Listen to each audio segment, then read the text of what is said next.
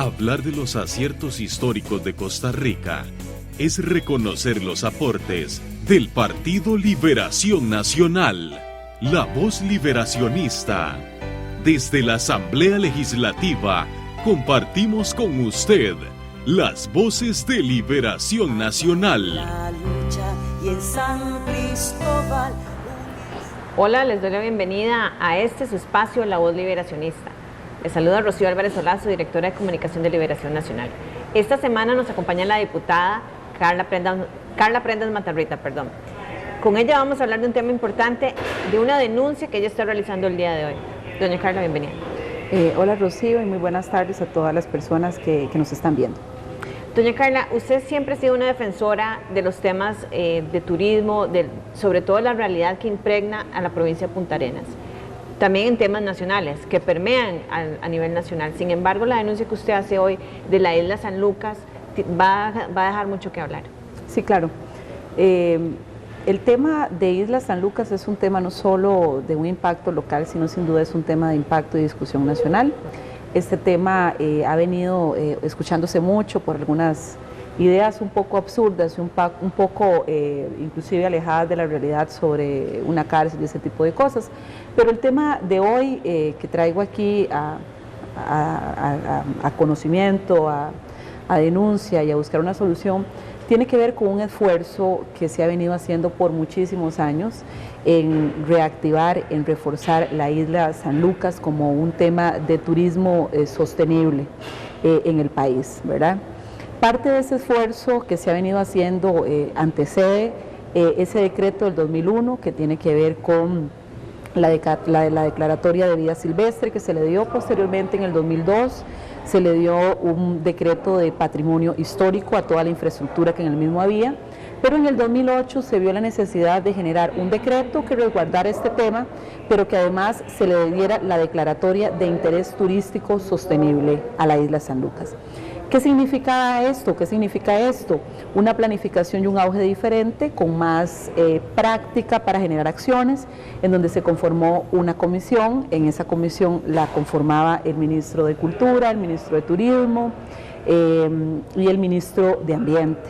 Pero tiene una particularidad, vuelve a la municipalidad también parte de esa toma de decisiones y administración, que en los dos decretos anteriores se había dejado de lado la parte del gobierno local, de las políticas públicas locales. Entonces se logra empatar un tema en ese nivel y comienza toda una gestión nacional de gobiernos para activar este tema. La sala en sus pronunciamientos refuerza este decreto y dice que en efecto es así, que hay contenido de fondo para poder sustentarlo y que hay presupuesto que el Estado tiene que dar para velar por ese patrimonio, ese refugio de vida silvestre y ese interés turístico sostenible. Hablamos entonces que para desarrollar la isla o propiamente ese centro como turismo nacional o como usted mismo lo dice, con ámbito de protección a la naturaleza de manera integral, ha sido sostenido durante el tiempo.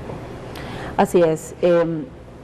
Ha sido sostenido para seguir en esa línea de trabajo y parte de eso viene un esfuerzo para buscar dinero y reparar infraestructura para fomentarlo en accesibilidad, en ambiente, en turismo sostenible, en capacitación, y se logra en junio de 2011, se logra en la administración Chinchilla Miranda ese esfuerzo.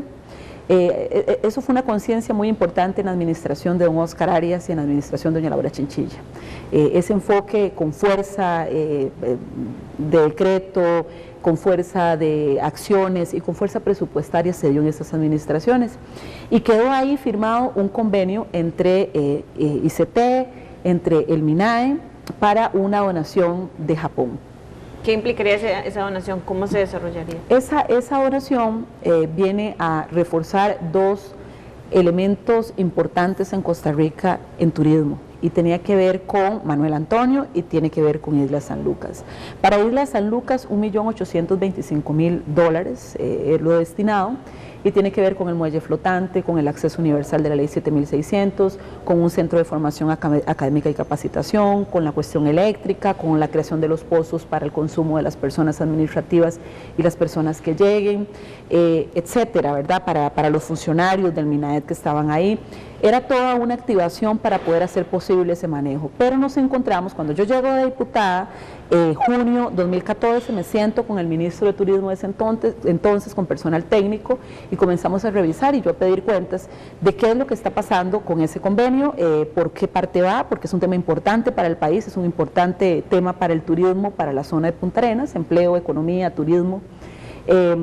Y me dicen que va caminando, que hay unos detalles que solucionar. Retomamos el seguimiento al mismo y nos enteramos de que el convenio venció, el convenio se dejó vencer, por lo tanto 2 años de que no se hizo nada, y además parte del decreto del 2008, donde la Sala Constitucional ha respaldado la formación de esa comisión, donde los ministros de Turismo, de Ambiente, se debían de reunir, no lo han hecho en 2 años, y el dinero queda ahí, el dinero queda sin ejecutarse, sin dirigirse a Isla San Lucas, y con una intención, tenemos entendido, del MINAED de redireccionar esos dineros en hacer otro tipo de compras. Parte de las compras que se dicen que piensan hacer es, por ejemplo, compra de vehículos para la institución para diferentes partes del país. Perdón, doña Carla, lo que usted está diciendo, si lo entiendo bien, es que este gobierno, el actual gobierno, PAC, dejó vencer el proyecto, dejó vencer ese préstamo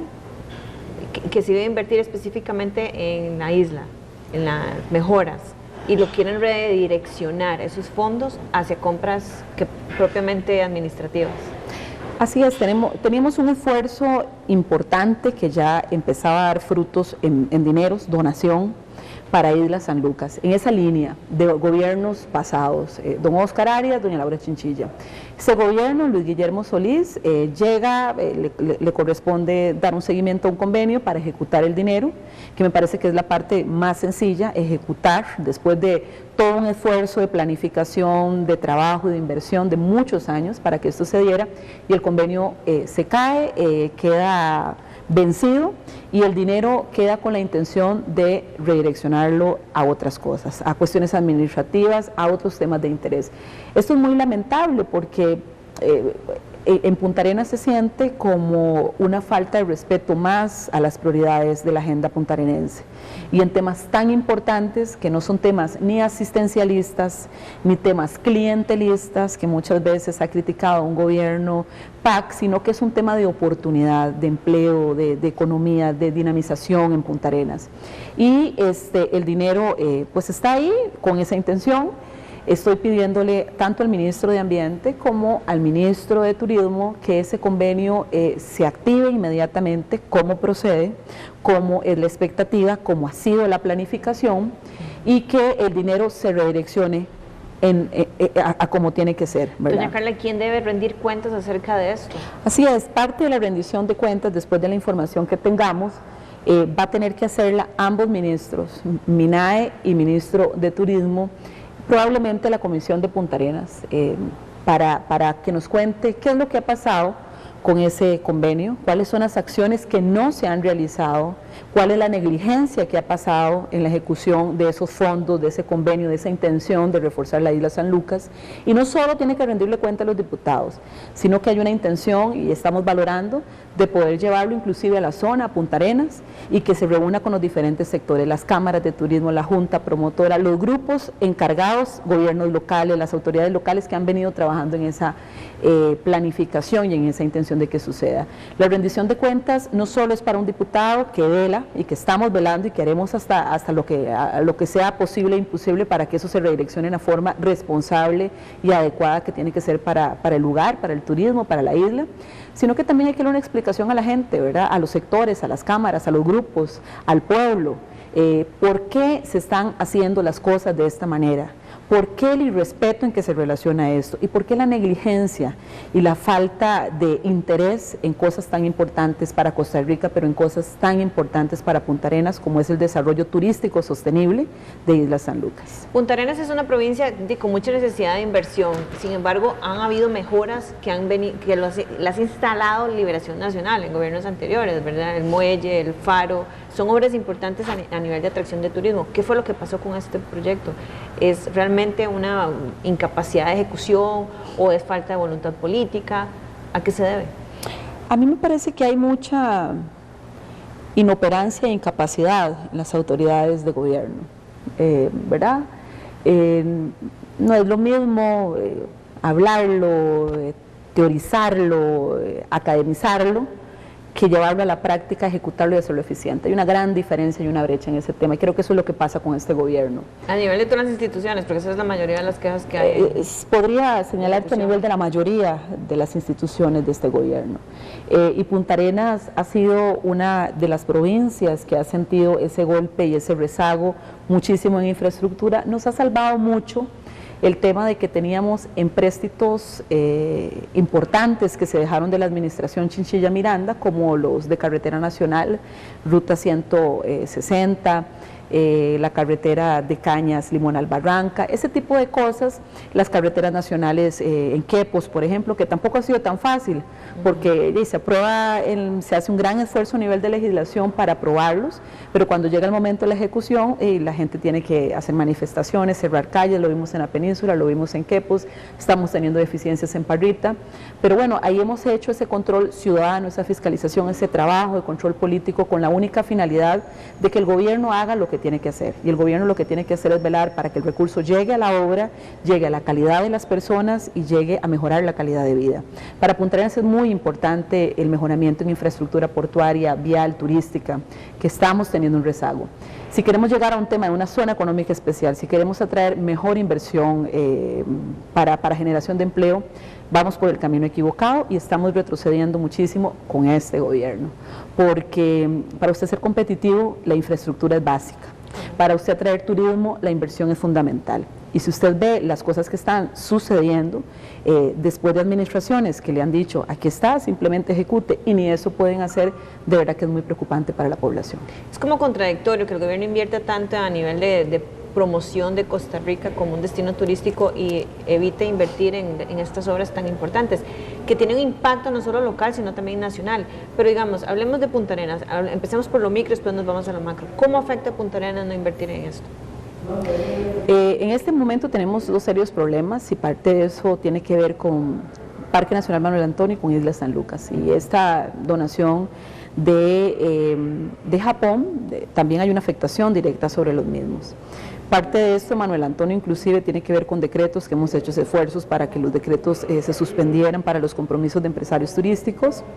Sigo muy preocupada y aprovecho el espacio para señalar que estamos volviendo a decirle al ministro de Ambiente, al señor presidente de la República, que ya es momento de volver a reunir a todos los entes de trabajo para buscar una solución y que no sea decreto cerrar los lunes Manuel Antonio, porque costó muchísimo la redacción del tema de la publicación del decreto para no cerrar, porque trae una afectación directa sobre la economía. Pero bueno, tenemos una serie de cosas naturales riquísimas para poder trabajar de manera sostenible, apegados a la legislación costarricense, que generen empleo, que activen la economía. Y parte de esas riquezas son nuestros parques nacionales, parte de esas riquezas son nuestras playas, y parte de esas riquezas son nuestras islas. Yo supongo que usted ha escuchado, mucha gente que está acá, pero ¿cómo la gente en Punta Arenas no aprovecha los tours en las islas que son tan bonitas, o la gente que se baja en los cruceros, ir a las islas? Pues yo creo que eso es lo que pretende Punta Arenas a un mediano plazo, siempre con ese cuidado del medio ambiente, con las construcciones amigables con el ambiente, la sostenibilidad que esto trae, desarrollar un tema en islas. Y una de esas islas que va a tener mucho auge y va a seguir teniéndolo por diversos temas, es Isla San Lucas. Isla San Lucas es un referente nacional y es un referente internacional, y es de Punta Arenas. Isla San Lucas, inclusive mucha gente la visita los fines de semana, inclusive la gente quiere conocerla, pero el descuido de infraestructura que tiene en este momento hace que sea poco potable esos encadenamientos productivos organizados, esas políticas públicas y nacionales organizadas para poder lograr mejoría en la calidad de vida de las personas, lograr activar Punta Arenas de una forma diferente, que la gente nos visite más, que los cruceros lleguen y se bajen y vayan, las personas de los cruceros lleguen y se bajen y vayan a las zonas, que hayan tour, que hayan emprendimientos, etcétera. Eso es lo que se pretende, esa es la discusión, ese es el esfuerzo que se está haciendo. Entonces uno no logra entender si esos esfuerzos se han hecho, si ese es el discurso, si esa es la línea, cómo un gobierno puede venir simplemente y además de forma callada, sabiendo que hay diputados que estamos detrás de este tema de que se haga la obra, dejar que un convenio se pierda para que el dinero no llegue a un lugar tan importante como Isla San Lucas. Y es que no se trata simplemente de un muelle flotante, no se trata de una infraestructura accesible a la ley 7600. Tiene toda esa connotación integral, que es lo que acabo de explicar, de por qué se requiere y cuál es la visión a mediano plazo para la calidad de vida turística, de empleo, de oportunidades, de desarrollo que debe tener Punta Arenas. Por eso es tan importante el tema para Isla San Lucas. Señor Carlos, usted siempre se ha caracterizado por ser muy vehemente en sus peticiones, sin embargo esta denuncia que usted hace pues es seria y me imagino que la va a continuar en otros estrados. Sí, sin duda alguna vamos a agotar todas las vías de diálogo, de presión, de denuncia, de fiscalización, que sea para que el dinero llegue y se redireccione hacia lo que tiene que ser Isla San Lucas, seguir el convenio y que la donación de Japón se convierta en esa realidad que esperamos por mucho tiempo y por un esfuerzo de mucho tiempo a Isla San Lucas. Te repito, aprovechamos este espacio hoy para comentarlo, estamos haciendo notas que ya enviamos a los ministros para pedir explicación, para hacerle solicitud de que el tema siga en la misma línea acordada del 2011, de acuerdo a lo que se firmó. Mañana en el plenario estaría haciendo observación un poco más detallada, porque también quisiera cruzar un poco la pérdida de perspectiva que hay de alguna gente, de diputados que tienen con que Isla San Lucas es para hacer una cárcel, ¿verdad? Que es una connotación distorsionada y fuera de la realidad de lo que se ha hecho en el país para Isla San Lucas, de lo que se ha pensado en políticas locales en Punta Arenas, y que a veces a alguien desde un escritorio se le ocurre una cosa de este tipo y entonces comienza la gente a pensar que eso es una realidad.